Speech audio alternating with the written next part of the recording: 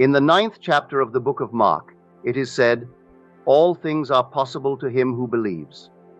And in the 19th chapter of the book of Matthew, we are told, "With God, all things are possible." Here we see God equated with the believer. Seated here tonight, you believe you are a man or a woman. You believe you are here, but are you willing to believe you can go beyond what your reason and senses dictate? You do not have to limit your power of belief to what your reasonable mind dictates. The choice and its limitations are entirely up to you, for all things exist in the human imagination, and it is from your imagination that your belief stems.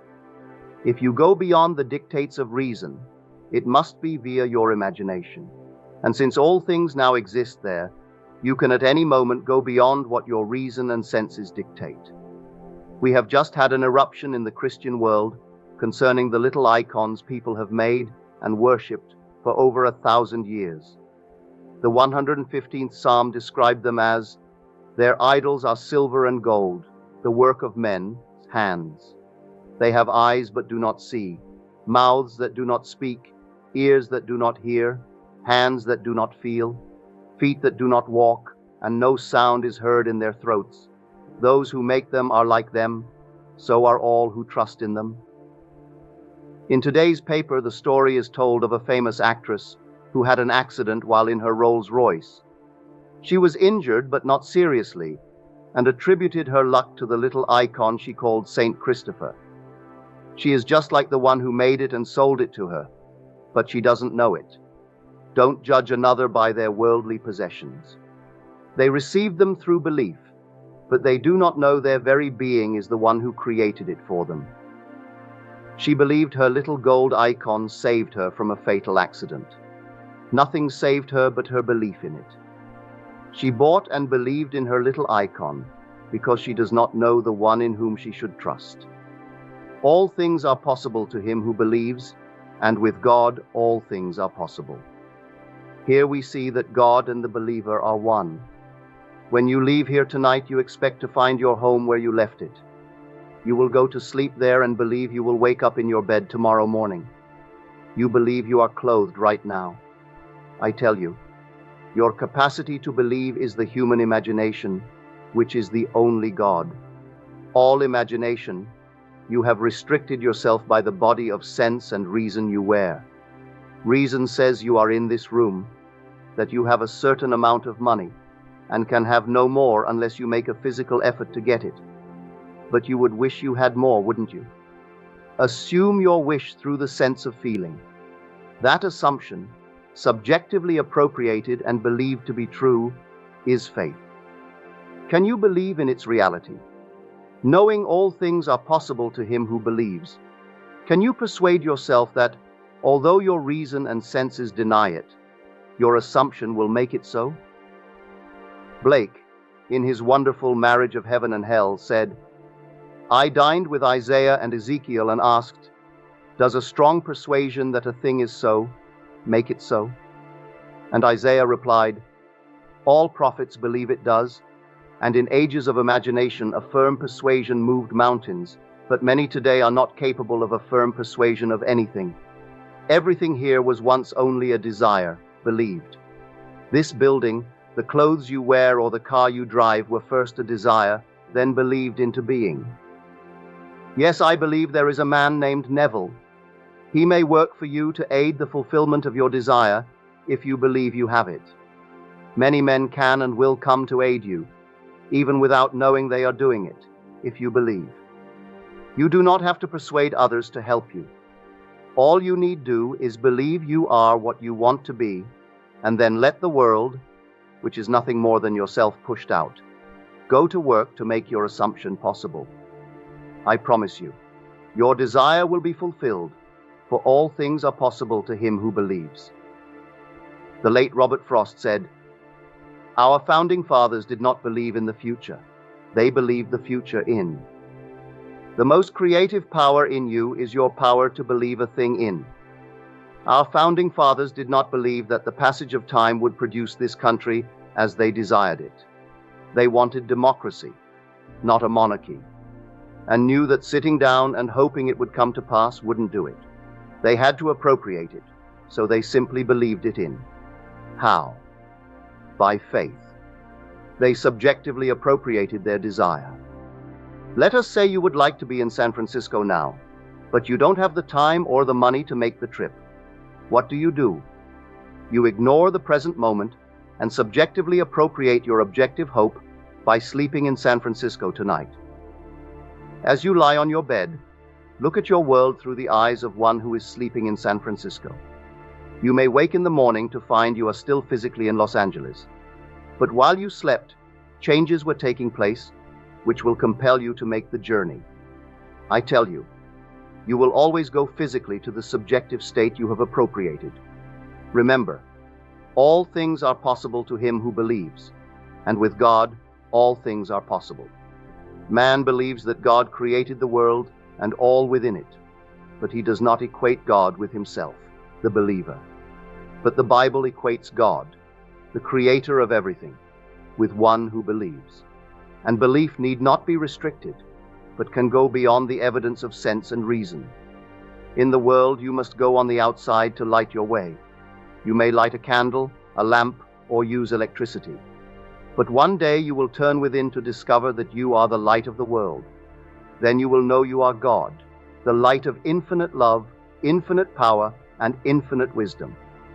You will expand into these states as you break the barriers of reason and senses. I challenge you to examine yourself. Are you holding to the state you desire to experience? Test yourself, and as you do, you are testing Christ, for he is God's power and wisdom. It doesn't cost anything to test him, so try it. We are told that imagination speaks to us through the medium of dreams and reveals himself in vision. One night I was shown how to test myself.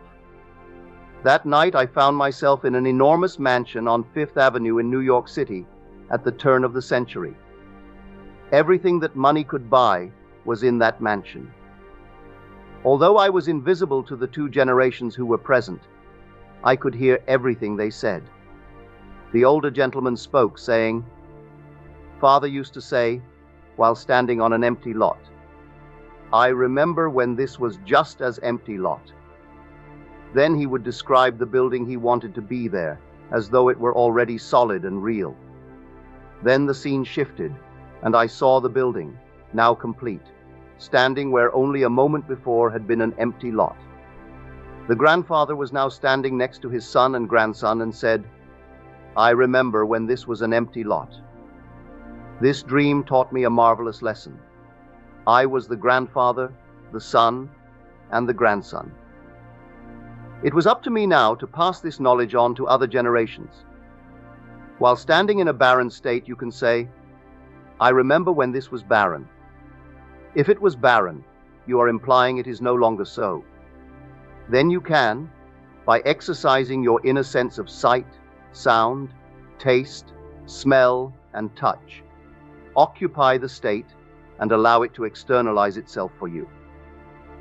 I tell you, it does not matter what you have or who you are in this world. All things are possible to you when you believe. You may believe in one or more of the 90-odd so-called saints which have now been demoted. But if you believe, they have served their purpose. Now those who formerly believed in icons on the outside must turn around and learn to believe in themselves. It has taken a long time. For more than 1,000 years, men have believed this nonsense. You don't have to cover your head anymore to enter the church. So was it ever necessary? You don't have to believe in Saint Christopher anymore. It never was necessary. But man, in his childlike state, could not believe in himself.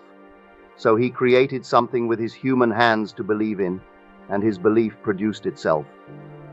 The icon did not do it for the individual. His belief did it for him. All things are possible to him who believes, and with God all things are possible. So is God not one with the believer? His name forever and forever is I Am. Do you not know that you are? Knowing that, are you not saying, I am? If your name is John, you must be aware of it before you can say, I am John. I say, I am Neville, I may not always say I am before I say Neville, but I am aware of being Neville before I say the word. I have given my awareness of being a name. It is Neville. I do not have to repeat the words I am to define what I am aware of, but my awareness is God, the believer, and there is no other God. Now all things exist in the human imagination, not just the good things, but all things. Listen to these words from the 32nd chapter of the book of Deuteronomy. See, even I am he, and there is no God besides me. I kill and I make alive, I wound and I heal, and no one can deliver out of my hand. Who can kill but God? You may say, I killed him, but that is God's name. Your own wonderful human imagination has the power to kill and make alive, to wound and heal, and there is none that can deliver out of your hand, for there is no God besides your own wonderful human imagination. As you are seated here, you have the capacity to believe. You may believe in something stupid, but you believe, and your belief will make it work. The one I speak of as God is your mightier self, yet your slave, for purposes of his own. He waits on you as indifferently and as swiftly when your will is evil as when it is good. He does it by conjuring images of good and evil just as though they were real. Allowing you to imagine whatever you desire, he projects it upon this screen of space in order for you to experience it. You can move into it so naturally and so easily you can forget the thoughtless moment when the seed was planted, and therefore do not recognize your own harvest. The being you really are is the God in Scripture, who is your own wonderful human imagination. Can you leave this auditorium tonight in the deep conviction that you are what you want to be? Are you willing to assume its joys and woes? Your assumption is your subjective appropriation of an objective fact. That is faith, and without faith, it is impossible to please him. Tonight, when I leave this building, I will ride home with my friend. As we travel, we will pass certain streets and see familiar objects because we will be traveling by sight. But when I walk by faith, my steps are invisible, for I will be walking in the assumption of my fulfilled desire. Paul tells us to walk by faith and no longer by sight. We all know what it is like to walk by sight, but now we are called upon to break that spell and walk by faith. I tell you, it is possible to be anything you want to be, for the believer and the God of the universe are one. Don't divorce yourself from God, for he is your I amness. Believe in your I amness, for if you do not, you will never fulfill your desire. Only by assuming you already are the one you would like to be, will you achieve it. It's just as simple as that. I am not saying it's easy, but it becomes easier with practice. If I gave a Stradivarius to one who had mastered the violin, he could lift me to the nth degree of joy. But if I put the same violin in the hands of one who could not play it, he would shortly drive me insane. It's the same violin, yet one brings harmony while the other brings discord. You kill and make alive out of the same instrument, which is your own wonderful human imagination. You may make many discords until you learn how to play. We are here in this world of educated darkness, learning to play the instrument which is God. You may not know anyone who would give you $10,000 right now, but if you believe 11 things are possible to God, and you know that God is your human imagination, you can imagine you have the money. Persist in your belief, and you will have it. How, I do not know. I only know that according to your belief, will it be done unto you. Do you believe that all things are possible to God? And do you believe that he is your own wonderful human imagination? Knowing that God is all love, and you are capable of imagining unlovely things, you may not believe your imagination is God, but if that is true, then God is not all-powerful. If you can imagine something that God cannot, then you transcend him. If God strikes only harmonious notes, and you can strike chords that produce discord as well as harmony, then you are greater than he because you can do something he can't. But I tell you, your own wonderful human imagination kills and makes alive. It wounds and heals. for all things come out of the human imagination. While learning to use and believe in your human imagination, you may make alive that which you do not want. You may wound yourself in the process, but what you create in your imagination, you can uncreate. Everything can be resolved, even though while learning, horrible mistakes are made. Don't condemn yourself for anything you have ever done, are doing, or may do, as you learn to play the instrument who is God Himself and your own wonderful human imagination, for there is no other creative power. What is now proved was once only imagined. My tailor uses his imagination to execute my suits for me. They must first be imagined before the cloth is cut. My tailor doesn't take his scissors and start cutting the cloth in the hope that something will come out. He imagines it first. And when I sit in my barber's chair, he sees what ought to be on my head instead of what is there. Everything must first be imagined before it can become a fact, and that capacity to imagine is God. Now you do not observe imagining as you do objects in space, because you are the reality that is called imagination. You can observe this room, which was once only imagined, but you cannot observe the creative power that conceived it. The things created are seen, but you, the Creator, are not seen. And you will never know you are He, until God's only Son David stands before you and calls you Father. Not everyone will accept this knowledge, for they would rather have their little icons. I'm quite sure this Italian actress who had the accident would not be interested in or believe my words, and she is not alone. There are hundreds of millions tonight who would not give up their little medals. I saw where Cardinal MacIntyre had put his seal of approval on the reverse side of the little St. Christopher medal, thereby giving it his blessing. On one side is a face that never existed, and on the other, a priest of the church gives his approval. What nonsense! Yet the medals work because people believe they do. It's time for man to stop believing in something on the outside and start believing in his human imagination. It's time to stop all the outside icons. You shall make no graven image unto me, or have no other gods besides me. You may have no education, no money or social background, and find it difficult to believe in yourself, but because all things are possible to him who believes, and with God all things are possible, you can go outside of your senses and believe anything into being. Test your imagination, and if it proves itself in performance, what does it matter what the world thinks? Through testing, I have proved imagination. I have found him, and now I share my findings with another. He is called Philip, the lover of horses, the symbol of the mind. Knowing Philip loves learning about how the mind functions, I tell him that I have found him whom Moses and the law and the prophets spoke, Jesus the Messiah. I will take you to him.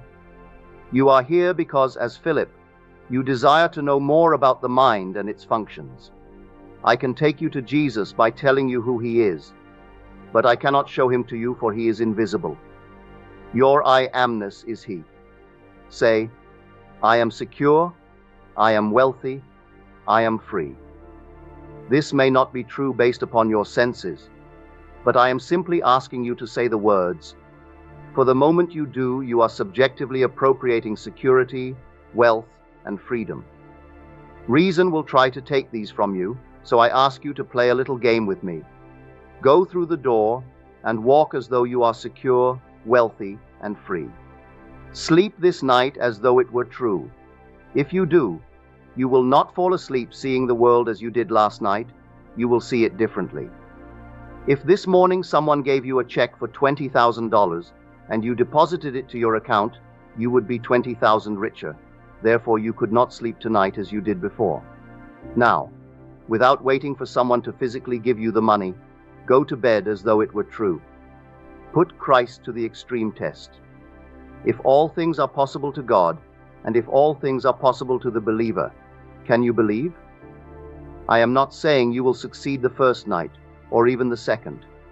Having been trained to accept only what your reason and senses dictate, you may find it difficult, almost impossible, to believe what you could believe, but you can. This morning, as I was returning to this world, I came upon a scene of shadows of beings. The first one was blind, unable to see the world round about him. The second one saw, but his vision was limited. The third saw more than the second, and the fourth could see, hear, and do more than the third. I awoke, saying to my friend Bob Crutcher, "With your talent to write, you could write a movie about this series of events. If you did, you would receive $3,000 for it." I knew that just like an actor, I had identified myself with every shadowy being I had seen. Although shadows, I, the perceiving one, had assumed one after the other to find myself limited by the state perceived.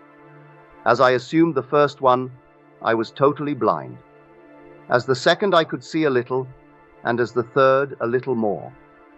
Then I woke, urging Bob to write it, to show how man is restricted by what he is wearing. In order to play a part, you must feel one the part. As the blind man, I had to feel my way about. When I put on another garment, I could see, and did not need to feel any more. With each garment I wore, I sensed more and more, and awoke urging my friend to show this in picture form, in the hope that those who would see it would understand that man is only playing a part. The part need not be that which was given him at birth. He could pick a part and enter it at any point in time. Right now you are playing a part. If you don't like it, you can change it. You could play the part of a man wealthier than you were 24 hours ago. It's only a part for you to play if you desire it. Everything I am telling you is from the Bible. I kill and I make alive. I wound and I heal one, and there is none that can deliver out of my hand. I, even I am he, and there is no God besides me. I am the Lord your God, the Holy One of Israel, your Savior, and besides me there is no Savior. These are the words of God, revealed through his prophets of old. Their prophecy is fulfilled in the New Testament as, "Whatsoever you desire, believe you have received it, and you will."